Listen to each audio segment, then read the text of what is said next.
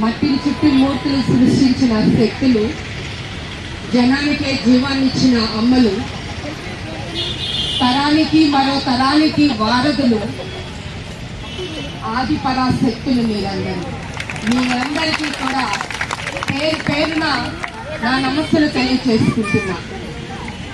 ఎందుకంటే ఈ ప్రభుత్వంలో ఎంత దౌర్భాగ్యం, ఇంటిలో కూర్చొని మన కుటుంబాన్ని పోషించుకోవడం కోసం, మన బిడ్డల భవిష్యత్తు ఎలా అయితే ఉండాలో అన్న ఆలోచనతో బయటికి వచ్చి ఉద్యోగాలు చేస్తూ పసిబిడ్డల్ని అంతా కూడా జాగ్రత్తగా చూస్తూ, కన్న తల్లుల్లా జాగ్రత్తగా చూస్తూ ప్రభుత్వం ఇచ్చిన బాధ్యతని నెరవేర్చే మీలాంటి అమ్మలని రోడ్డు మీదకి తీసుకొని వచ్చి కూర్చోపెట్టిన దౌర్భాగ్యం ఈ ప్రభుత్వం మనకు కల్పించింది. నిజంగా ఎంత దౌర్భాగ్య స్థితిలో ఉంది.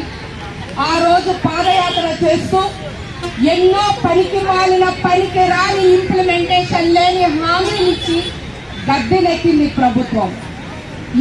ఆ రోజు అసెంబ్లీలో మొట్టమొదటిసారిగా మాట్లాడుతూ చెప్పారు, మన సీఎం గారు మీ అందరికీ తెలిసే ఉండాలి, ఆశా వర్కర్ని, అంగన్వాడీ టీచర్ని, అవుట్ సోర్సింగ్ వాళ్ళని అందరినీ కూడా మేము పర్మనెంట్ చేస్తాము అని చెప్పి మాట ఇవ్వడం జరిగింది.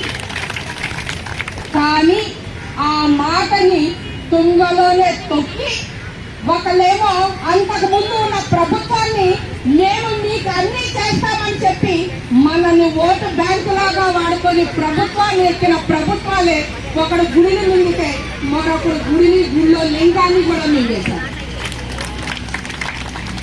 సో మేము అతి త్వరలో 2-3 రోజుల్లోనే నేషనల్ పార్టీ చైర్మన్ అయిన మా అఖిలేష్ యాదవ్ గారు, Samajwadi party national chairman Akhilesh Yadav గారిని కలుస్తూ ఈ సమస్యల్ని, అంగన్వాడీ సమస్యల్ని ఆయన దృష్టికి, నేషనల్ పార్టీ దృష్టికి తీసుకువెళ్లి ఢిల్లీ సైతం కూడా గడగడ వణికేలాగా మన ప్రభుత్వం హామీలు నెరవేర్చుకుంటామని నేను హామీ ఇస్తున్నా.